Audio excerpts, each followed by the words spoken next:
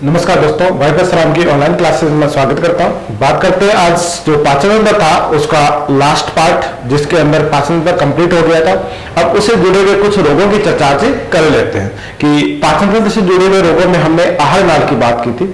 तो आहार नाल में सबसे पहला जो हिस्सा आता है वो हमारा मुख द्वार आता है या मुख गुहा आता है।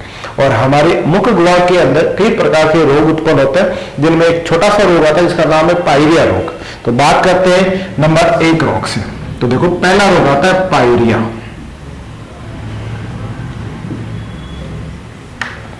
तो सबसे पहले बात आती है पायरिया क्या है। व्यक्ति के जब दांतों की नियमित सफाई नहीं करता है उस समय दांतों के अंदर कुछ खून आने लग जाता है, मसूड़ों में खून आने लग जाएगा, दांत पीले होने लग जाएंगे, मसूड़ों में घाव होने लग जाएंगे।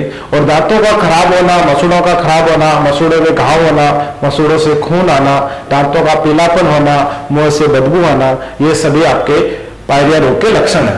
तो कई बार ये सीधा सा क्वेश्चन पूछ लेते हैं, पायरिया रोग का संबंध होता है। तो पायरिया रोग का संबंध होता है दांतों से। तो पायरिया रोग का संबंध किससे? दांतों से। पायरिया रोग का संबंध किससे हो जाएगा? दांतों से हो जाएगा। और पायरिया रोग जब किसी व्यक्ति को हो जाता है तो सोल्यूशन या समाधान क्या करेंगे? आपको विटामिन सी का इस्तेमाल करना चाहिए, रेशेदार फलों का सेवन करना चाहिए, नियमित साफ सफाई करनी चाहिए, दांतों का विशेष ख्याल रखना चाहिए, जिससे पायरिया रोग जैसे खतरनाक जो रोग होते हैं वो नहीं हो। तो सबसे पहला रोग आता है पायरिया, और पायरिया रोग का संबंध किससे होता है? दांतों से। पायरिया के बाद में अगली बात करें तो दूसरा रोग आता है जिसका नाम होता है पीलिया। कौन सा रोग आता है? पीलिया। अब ये पीलिया क्या होता है, दोनों बात कर लेते हैं। तो देखो, हमारे शरीर के अंदर जो सबसे महत्वपूर्ण जो एक अंग होता है या सबसे बड़ी जो ग्रंथि होती है, उस ग्रंथि का नाम होता है यकृत या लीवर कह दो। लीवर को बोला जाता है, यकृत को बोला जाता है जैव रासायनिक प्रयोगशाला। लीवर को बोला जाता है जैव रासायनिक प्रयोगशाला।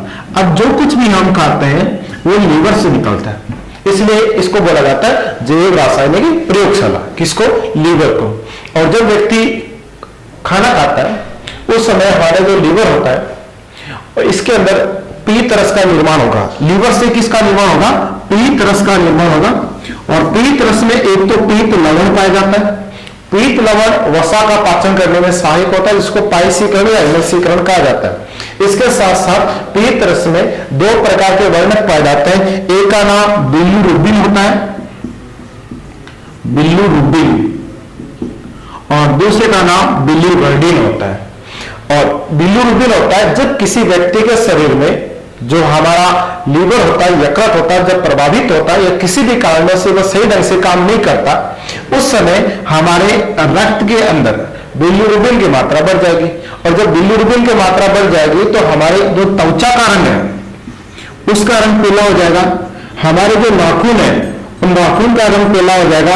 हमारे जो नेत्र होते हैं नेत्र का रंग पीला हो जाएगा। और हमारा जो यूरिन होता है, मूत्र होता है, उसका रंग भी पीला हो जाता है। इसलिए इस रोग का नाम पड़ता है पीलिया रोग। और ये पीलिया रोग होता है, ये एक वायरस जनित रोग होता है। कौन सा रोग होता है? वायरस जनित रोग होता है। पीलिया रोग के कई अन्य नाम हैं, क्योंकि इसका जो रोगजनक होता है उसका नाम होता है हेपेटाइटिस। कौन सा रोगजनक है? हेपेटाइटिस। तो पीलिया रोग का ही दूसरा नाम होता है हेपेटाइटिस, या पीलिया रोग का रोगजनक क्या होता है? हेपेटाइटिस। इसी पीलिया रोग को बोला जाता है जॉन्डिस रोग। कौन सा रोग बोला जाता है? जॉन्डिस रोग। पीलिया रोग को अगली बार अगर बात करें तो इसी का नाम होता है पांडु रोग। कौन सा रोग है?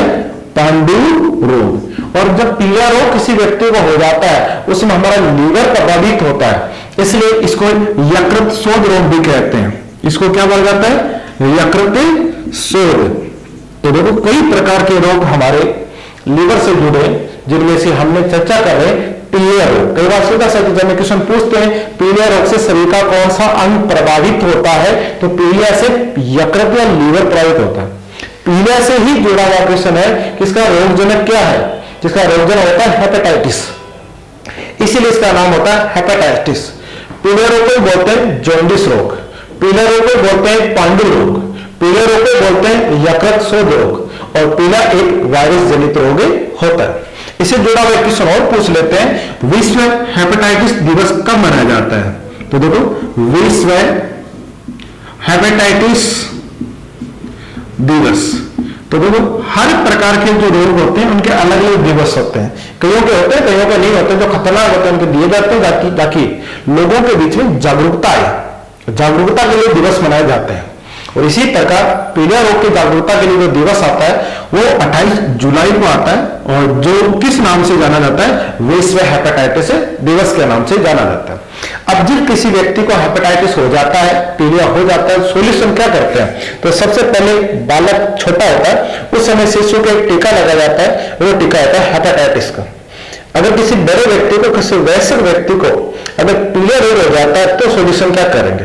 उसके लिए सोल्यूशन तौर पर जैसे रसगुल्ला खाना है, आपके बिना तेल की सब्जियां खाना है, रस जो गन्ने का रस होता है या गन्ने का जो पानी होता है उसको पिलाया जाता है, और ये जो रोगी होता है उसको आराम करना चाहिए या कम वजह वाला काम करना चाहिए। तो ये पीलिया रोग की संबंधित बात होती है। ठीक है, पीलिया रोग का संबंध किससे है? वायरस जनित रोग से। पीलिया रोग का संबंध किससे है? यकृत से। क्यों होता है कि जब व्यक्ति के शरीर में लीवर प्रभावित होता है तो पीत रस के अंदर बिलिरुबिन की मात्रा बढ़ जाएगी, और बिलिरुबिन की मात्रा बढ़ जाने से त्वचा का रंग पीला हो जाएगा, नाखून का रंग पीला हो जाएगा, नेत्र पीले हो जाएंगे और हमारा मूत्र पीला हो जाएगा, इसलिए इसको बोलते हैं पीलिया रोग। ठीक है, इसी प्रकार अगला रोग आता है, उल्टी बोल दो, वोमिट बोल दो या वोमिटिंग बोल दो। ठीक है, अगला रोग आता है 3 नंबर, उल्टी, जिसका दूसरा नाम होता है वोमन, इसी को लिखा जाता है वोमिटिंग। ठीक है, कई बार क्या होता है कि जब हमारे शरीर के अंदर, पहली बात तो होती है कि उल्टी होती क्या है, तो आमाशय के अंदर जो हम भोजन खाते हैं वो कायम कहलाता है, और जब भोजन को बलपूर्वक आमाशय से मुख गुहा के माध्यम से बाहर निकालने की क्रिया उल्टी कहलाती है। तो उल्टी, वोमन, वोमिटिंग क्या होती है?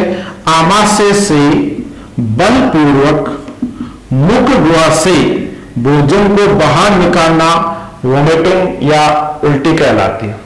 दूसरी बात, अब ऐसा क्यों होता है, क्यों होती है उल्टी? तो इसके पीछे कारण है, उल्टी होने के पीछे कई कारण हो सकते हैं, जैसे गैस्ट्रिक भी उल्टी होने का एक कारण बनता है। दूसरा, आपका जहर भी उल्टी होने का कारण बनता है। इसके अलावा कई बार हम खाना खाते हैं तो कई बार कोई सूक्ष्म कण होता है वो भोजन के साथ हमारे पेट में चला जाता है, जिसकी वजह से हमें उल्टी हो जाती है। जब किसी व्यक्ति को शरीर में उल्टी होती है तो शरीर में पानी की कमी आ जाती है, और जब पानी की कमी आ जाती है तो उसको हम ग्लूकोज की बोतलों के माध्यम से, सिराओं के माध्यम से बॉडी में प्रवेश कराया जाता है। तो उल्टी के दौरान या वोमिटिंग के दौरान शरीर में पानी की पूर्ति किसके माध्यम से की जाती है? सिराओं के माध्यम से की जाती है। इसी प्रकार अगला रोग आता है जिसको बोलते हैं डिहाइड्रेशन। डिहाइड्रेशन, डिहाइड्रेशन को हिंदी में लिखा जाता है निर्जलीकरण। किसी भी व्यक्ति में पानी की कमी, किसी भी व्यक्ति में पानी की कमी डिहाइड्रेशन या निर्जलीकरण कहलाता है। पानी की कमी को दूर करने के लिए ओआरएस का घोल दिया जाता है। किसका घोल दिया जाता है? ओआरएस का। ओआरएस का पूरा नाम कई बार पूछ लेते हैं।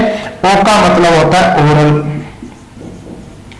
आर का मतलब रिहाइड्रेशन, और एस का मतलब होता है सोल्यूशन। सोल्यूशन, तो ओआरएस का पूरा नाम होता है ओरल रिहाइड्रेशन सोल्यूशन। और ये ओआरएस का घोल कब दिया जाता है? व्यक्ति को डिहाइड्रेशन हो जाता है। और डिहाइड्रेशन का मतलब क्या होता है? शरीर में पानी की कमी डिहाइड्रेशन कहलाता है। अगली बात कर लेते हैं, इससे जुड़ा एक दिवस पूछ लेते हैं कई बार, विश्व जल दिवस। और विश्व जो जल दिवस आता है यह आता है 22 मार्च को। विश्व जल दिवस कब मनाया जाता है दोस्तों? 22 मार्च को मनाया जाता है। ठीक है, यह आपका डिहाइड्रेशन कंप्लीट हो जाता है। डिहाइड्रेशन के बाद की बात करें तो अगला अपना रोग आता है जिसको बोला जाता है परवाहिका। परवाहिका, इसी का दूसरा नाम होता है अतिसार। इसी का अगला नाम होता है डायरिया, और इसी का अगला नाम होता है दस्त। कई बार क्या होता है कि हमारी जो आंतें होती है, आंतों के अंदर आंत होती है, आंतों के अंदर द्रव की मात्रा बढ़ जाती है। प्रवाही का अतिसार, डायरिया या दस्त, यानी हमारी आंतों में द्रव की मात्रा बढ़ जाती है जिसे दस्त हो जाते हैं, इन्हीं को हम डायरिया कहते हैं या अतिसार रोग भी कहते हैं। अगला रोग आता है जिसका नाम होता है कब्ज। कब्ज जिसको बोलते हैं। अब ये कब्ज क्या होता है? हमारे जब अपशिष्ट पदार्थ भोजन की जब पाचन की क्रिया संपन्न होती है तो छोटी आंत से अपशिष्ट पदार्थ बड़ी आंत में जाता है और बड़ी आंत का अंतिम हिस्सा कहलाता है मलाशय। कई बार क्या होता है, मलाशय के अंदर भोजन आके रुक जाता है जिसकी वजह से उसको बोलते हैं, या अपशिष्ट पदार्थ रुक जाता है जिसे हम कब्ज को बोलते हैं। ठीक है। अगला और जो रोग आता है उसका नाम है एपच, एजील या आफरा। एपच, एजील, और अपनी भाषा में, अपनी राजस्थानी भाषा में इसको हम बोलते हैं आफरा। कई बार व्यक्ति के खाना खाने के बाद में भोजन का सही ढंग से पाचन नहीं होता, और सही ढंग से पाचन नहीं होता उस समय अपना जो पेट होता है वो भरा भरा महसूस होता है, उसी को हम एजील कहते हैं, एपच कहते हैं, या उसको हम आफरा कहते हैं। ठीक है। अगला रोग जिसके अंदर और लास्ट रोग आता है अपना अपेंडिक्स। अपेंडिक्स जैसा कि हमारी पूर्व में चर्चा हो चुकी है, एक बार दोबारा बात करते हैं कि छोटी आंत और बड़ी आंत, छोटी आंत और बड़ी आंत के बीच में एक संधि स्थल पे मनुष्य के शरीर का एक अवशेषीय अंग पाया जाता है जो प्राचीन समय में होता था, लेकिन वर्तमान समय में इसका यूज नहीं होता। क्यों नहीं होता? क्योंकि अपेंडिक्स का काम होता है सेलुलोज का पाचन करना, और मनुष्य सेलुलोज खाता नहीं है, यानी घास फूस खाता नहीं है, इसलिए उसका पाचन करने की आवश्यकता नहीं है। और जब उसकी आवश्यकता नहीं है तो इसका अंग क्या हो गया? अलग विकसित हो गया, जिसे हम क्या बोलते हैं वर्तमान में? अपेंडिक्स या परिशेषिका। लेकिन कई बार क्या होता है, छोटी आंत से जो अपशिष्ट पदार्थ बड़ी आंत में जाता है उसी दौरान उस अपेंडिक्स के अंदर कुछ अपशिष्ट पदार्थ इकट्ठा होने लग जाता है, और उस अपशिष्ट पदार्थ के इकट्ठा होने से जो परिशेषिका यानी अपेंडिक्स भाग होता है वो एक थैली जैसी संरचना होती है, छोटी सी, वो बढ़ना शुरू हो जाएगी, और वो बढ़ना शुरू हो जाएगी, पेट में दर्द होगा। हो सकता है किसी सडनली केस के अंदर कई बार हम एक्सीडेंट हो जाता है या कोई दुर्घटना घट जाती है, उस समय वो थैली फट जाएगी, जिसकी वजह से पेट में गंदा पानी इकट्ठा हो जाएगा, व्यक्ति की मृत्यु हो जाती है। इसलिए आजकल अपेंडिक्स का ऑपरेशन के माध्यम से उस अपेंडिक्स को निकलवा दिया जाता है। ठीक है। ये आपके पाचन ग्रंथि से जुड़े हुए कंप्लीट हो पूरे हुए। अगली बात करते हैं, एक बार पुनः चर्चा की ओर बढ़ते हैं। तो सबसे पहले आता है पाचन तंत्र से जुड़े हुए रोग। सबसे पहला रोग आता है, नाम इसका पायरिया। पायरिया रोग का संबंध होता है दांतों से। दांतों का पीलापन होना, मसूड़ों से खून आना, मसूड़ों में घाव होना, मसूड़ों में गड्ढे पड़ना, मुंह में बदबू आना, पायरिया रोग कहलाता है। और पायरिया रोग का सोल्यूशन की अगर बात करें तो रेशेदार फलों का सेवन करना चाहिए। रेशेदार फलों के अंदर इमली आ जाती है, आम आ जाता है, नींबू आ जाता है, संतरे आ जाते हैं, इस प्रकार के रेशेदार फल खाने चाहिए। साथ ही आपको विटामिन सी का इस्तेमाल भी करना चाहिए। अगला रोग आता है पीलिया रोग। सीधा सा क्वेश्चन पूछ लेते हैं, पीलिया रोग का संबंध किससे है? यकृत से होता है। यकृत को ही हम जैव रासायनिक प्रयोगशाला भी कहते हैं। जैसा कि पूर्व में जानकारी है आपको कि यकृत के अंदर पीत रस का निर्माण होता है, और पीत रस में ही दो प्रकार के वर्णक होते हैं, बिलीरुबिन और बिलीवर्डिन। यहां पे बात कर रहे हैं बिलीरुबिन की, और बिलीरुबिन के अंदर यानी बिलीरुबिन की वजह से ही त्वचा का रंग ज्यादा मात्रा में स्रावित हो जाता है तो त्वचा का रंग पीला हो जाता है, नाखून का रंग पीला हो जाता है, नेत्रों का रंग पीला हो जाता है, हमारे यूरिन का रंग पीला हो जाता है, इसलिए इसका नाम पीलिया पड़ा। पीलिया रोग एक वायरस जनित रोग है, और इसी का जो रोगजनक होता है वो हेपेटाइटिस है, इसलिए इसका दूसरा नाम हेपेटाइटिस। इसको जॉन्डिस रोग भी कहते हैं, इसको पांडु रोग भी कहते हैं, इसको यकृत शोथ रोग भी कहते हैं। इसकी जागरूकता के लिए एक दिवस मनाया जाता है, और उसका नाम होता है विश्व हेपेटाइटिस दिवस, और विश्व हेपेटाइटिस दिवस का मनाते हैं 28 जुलाई को। अगला रोग आता है उल्टी, या आप वमन कह दो या वोमिटिंग कह दो।